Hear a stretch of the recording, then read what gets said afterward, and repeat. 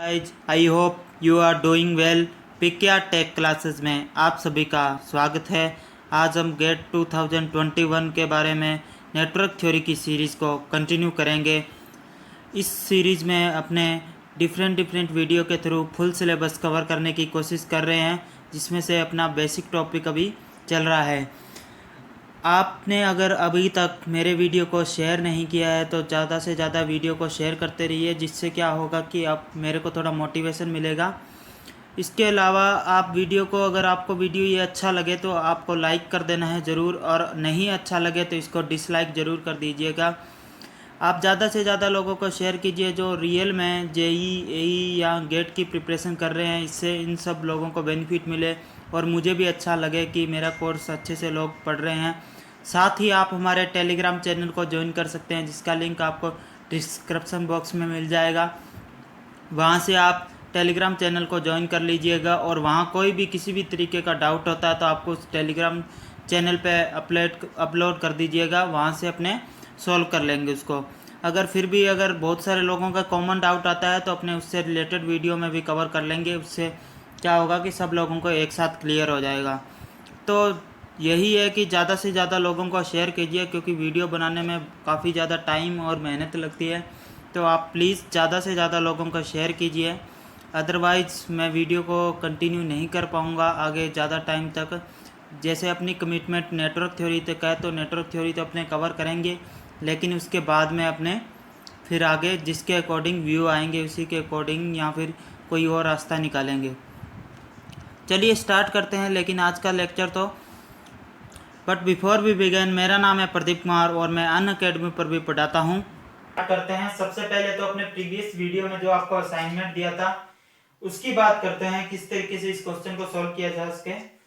आपका आंसर सही है तो आप कोई टेंशन लेने की बात नहीं है, और आंसर सही नहीं है फिर भी आपको कोई टेंशन लेने की बात नहीं है, धीरे धीरे सीख जाएंगे।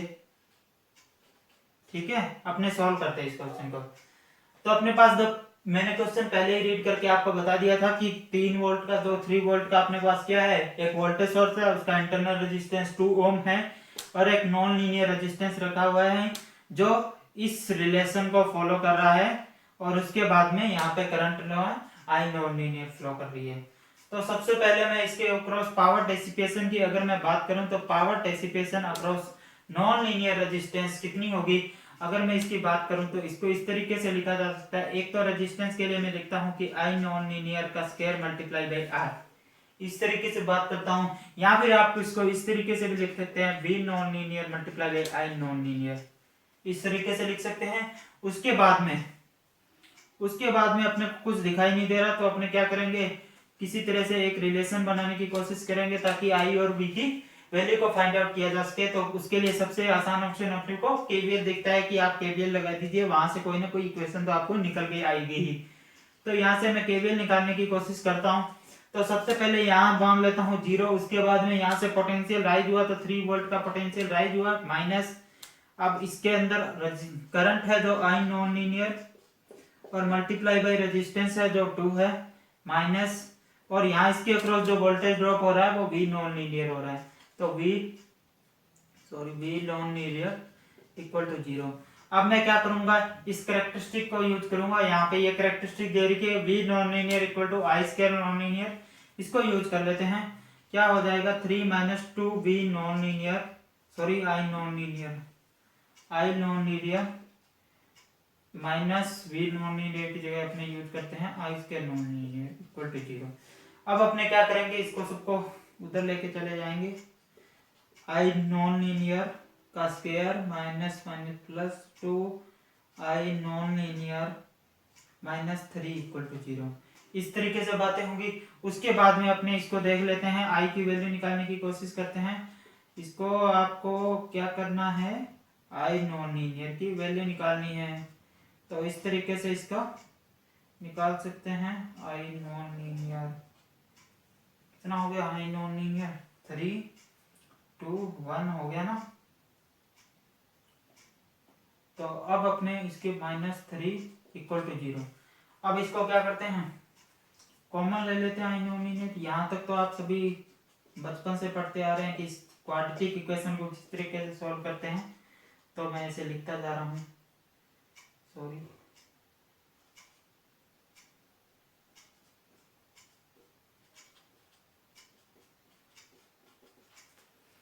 तो यहाँ आई नॉन लीनियर की जो रूट्स आ गए वो क्या आ गए, -3 और 1। अब बताइए आप किस वैल्यू को लेना प्रीफर करेंगे। मुझे नहीं पता है कौन सी वैल्यू को लेना प्रीफर करूंगा, तो मैं क्या करूंगा, आप दोनों ही वैल्यू को प्रीफर करेंगे। दोनों ही वैल्यू को प्रीफर करेंगे तो उससे पहले मैं देखूंगा कि आई नॉन लीनियर है कहाँ। ये आ गया 1 एम्पियर, ये करंट की वैल्यू है, तो दोनों ही वैल्यू को प्रीफर करूंगा। अच्छा, तो दोनों ही वैल्यू को प्रीफर करने के लिए मेरे को क्या करना पड़ेगा, इनकी वैलिडिटी चेक करूंगा, तभी मैं दोनों ही वैल्यू को प्रीफर कर सकता हूँ। ऐसे नहीं है कि ये नेगेटिव है तो ये हमेशा गलत रहेगा, ये पॉजिटिव तो ये हमेशा सही रहेगा। किसी क्वेश्चन के लिए कुछ भी हो सकता है, तो मैं इसकी वैलिडिटी के अकॉर्डिंग डिसीजन लूंगा कि कौन सा सही है, कौन सा गलत है, या दोनों ही सही है। तो डिसीजन के लिए मेरे को चेक करना पड़ेगा। देखिए, जब कोई आपका रेजिस्टेंस होता है तो वो हमेशा पावर ऑब्जर्विंग कैटेगरी का होता है। तो पावर ऑब्जर्विंग का अगर कैटेगरी का होता है तो इसका मतलब, अगर यहाँ प्लस लिखा गया इन लोगों ने, यहाँ डायग्राम में अपने क्या दिया गया, प्लस दिया गया और यहाँ माइनस दिया गया। अगर इस तरीके से दिया गया तो डेफिनेटली करंट जो है आई नॉन लीनियर वो इसके अंदर होती हुई फ्लो करेगी। इस डायरेक्शन में ही होना कंपलसरी है। इसका मतलब इस डायरेक्शन में ले लिया तो इसका मतलब अगर इसका आंसर आता है पॉजिटिव आई नॉन लीनियर का तो ये डायरेक्शन आएगी। अगर इसका आंसर आता है नेगेटिव तो कौन सी डायरेक्शन आएगी, इस डायरेक्शन में फ्लो करेगी।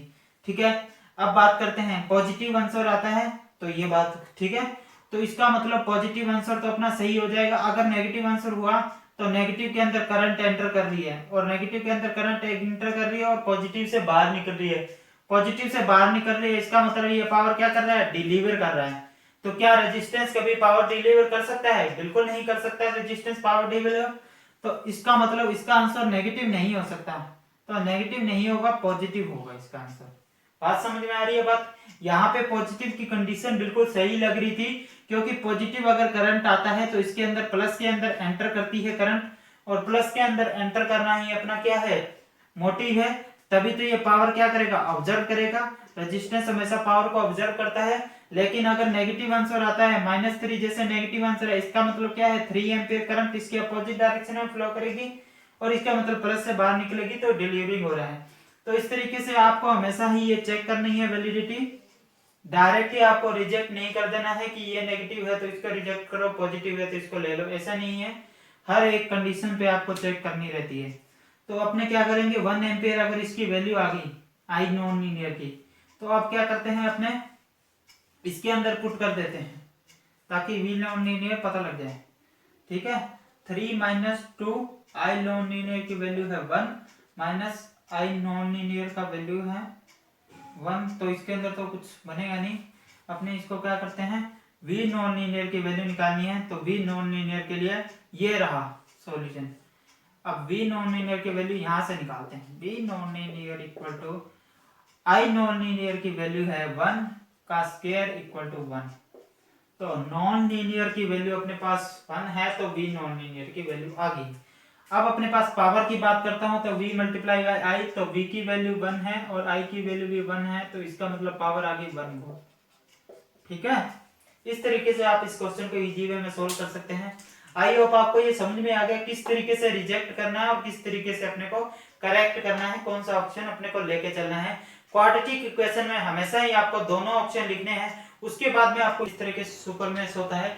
आज तक अपने बात की थी कि मैश एनालिसिस के अंदर सिर्फ मैश के बारे में, सिंपल मैश के बारे में, किस तरीके से सिंपल मैश को सॉल्व करा है, उससे रिलेटेड क्वेश्चन भी कर लिए थे।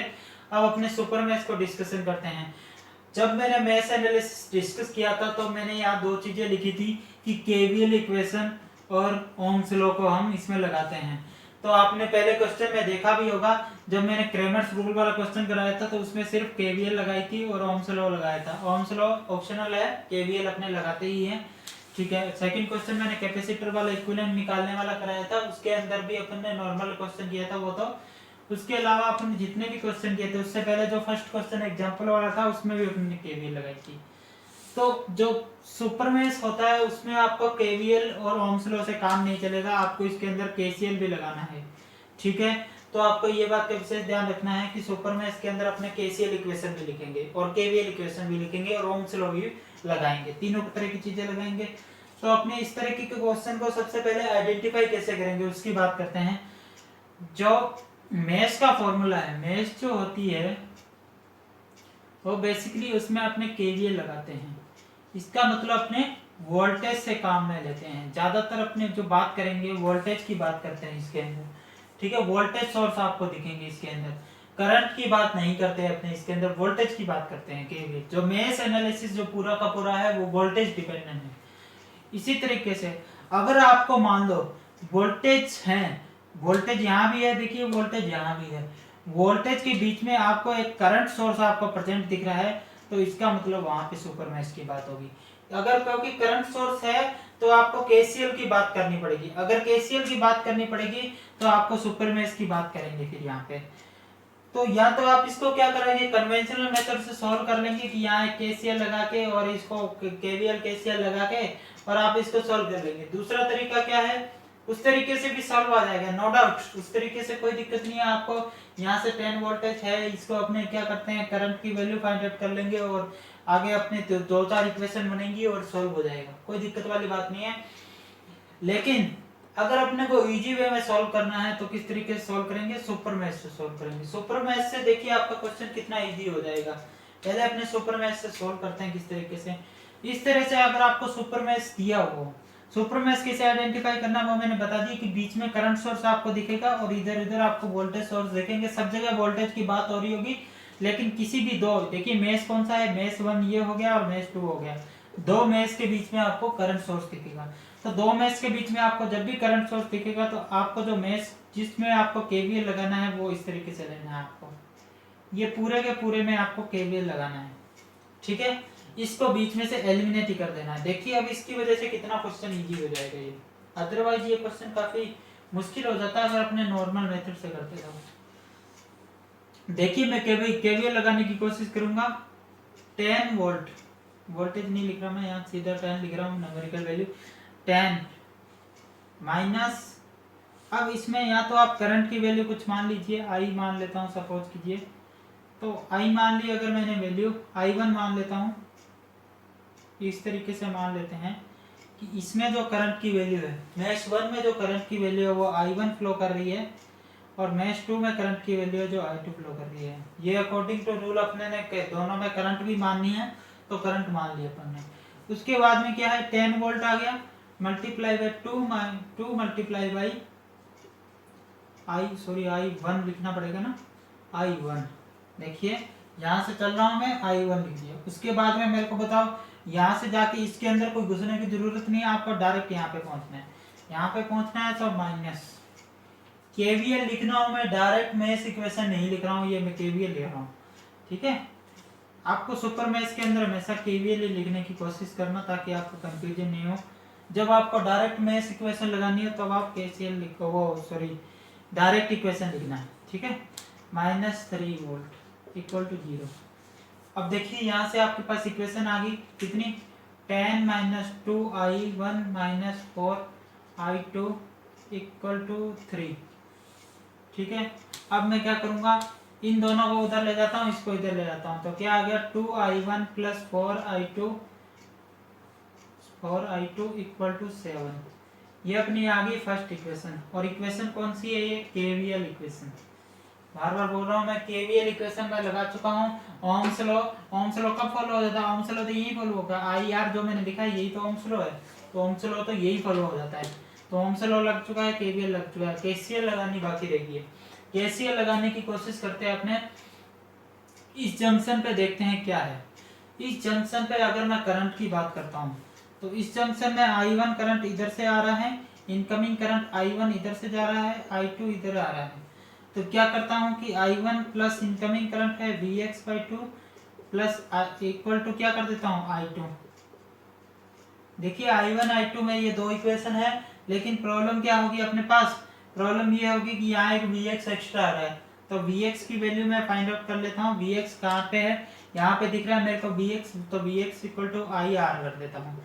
I की वैल्यू I1 है देखिए इस केस में, और R की वैल्यू 2 ओम है, तो इसको सॉल्व कर लेता हूँ। तो Vx इक्वल टू 2i1 लिख दिया। अब मैं क्या करता हूँ, इस वैल्यू को यहाँ पुट कर देते हैं, i1 प्लस 2i1 और डिवाइड बाई 2 कर देता हूँ, इक्वल टू i2 कर देता हूँ। अब i1 इक्वल प्लस, ये इससे कैंसिल हो गया, 2 1 जा 2 हो गया, सॉरी हाँ सही है, i2। ठीक है, अब यहाँ से इक्वेशन इससे सॉल्व कर ली मैंने, क्या आएगी, i2 इक्वल टू, देखिए 2, ये 2 क्यों लिख दिया मैंने, यहाँ गलती होगी। ठीक है, i2 इक्वल टू 2i1 आ जाएगा।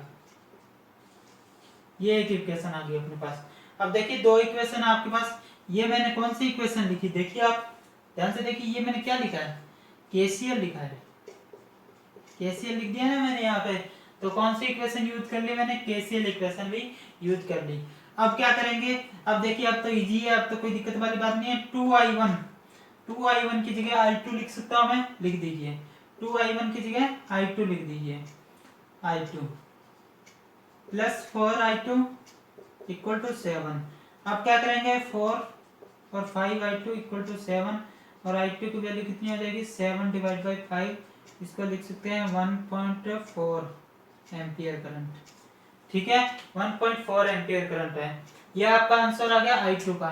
अब इसी तरीके से i1 की वैल्यू निकालनी है, तो i1 की वैल्यू जो कितनी आ जाएगी, i1 की वैल्यू यहाँ से लिखूंगा मैं, यहाँ मत लिखिए, i1 की वैल्यू यहाँ से लिखता हूँ, i2 डिवाइड बाई 2, i2 की वैल्यू 1.4 है डिवाइड बाई 2, तो i1 की वैल्यू कितनी आ गई, 0.7 एम्पियर। तो ये अपने पास i1 और i2 की वैल्यू आ गई। ठीक है, ये आ गई अपने पास। अब अपने क्या करते हैं इसको, ये i1 और i2 की वैल्यू निकालने के बाद आपका क्वेश्चन तो सॉल्व हो गया। अब इसको थोड़ा क्रॉस चेक करते हैं, vx/2, vx की वैल्यू और निकालने की कोशिश करते हैं। vx की वैल्यू है इक्वल टू 2i1। जो vx की वैल्यू है, देखिए क्वेश्चन यहीं पे सॉल्व हो चुका है, अब मैं थोड़ा एक्स्ट्रा एनालिसिस कर रहा हूँ।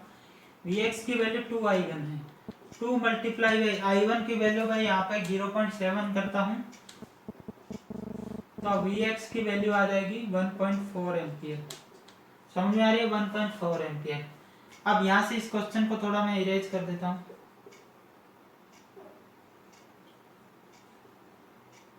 अब देखिए ध्यान से, I1 की वैल्यू मैं कैलकुलेट कर चुका हूँ 0.7 एम्पियर, I2 की वैल्यू मैं कैलकुलेट कर चुका हूँ 1.4 एम्पियर, और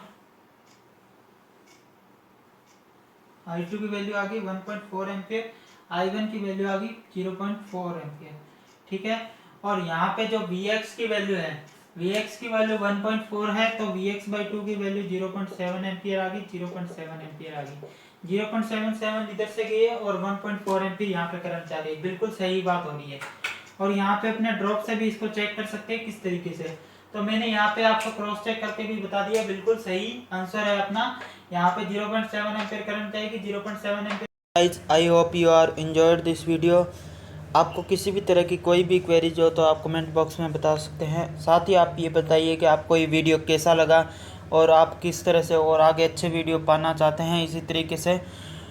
और इसके साथ ही अगर आपको अच्छा लगा तो आप लाइक कीजिए, चैनल को सब्सक्राइब कीजिए, और ज़्यादा से ज़्यादा लोगों को शेयर कीजिए। ये शेयर ज़रूर कीजिएगा, उन लोगों के साथ शेयर कीजिए जो रियल में जेई, एई या गेट की प्रिपरेशन कर रहे हैं, उन लोगों के साथ शेयर कीजिए। क्योंकि इससे क्या होगा कि जो रियल में पढ़ने वाले लोग हैं उनके साथ ये इन्फॉर्मेशन शेयर होगी, तो ये बेनिफिशियल होगा उनके लिए भी, और मेरे को भी अच्छा लगेगा कि जो लोग पढ़ने वाले हैं वो लोग वीडियो के व्यू बढ़ा रहे हैं, वो लोग इस वीडियो को देख रहे हैं, तो उससे अच्छा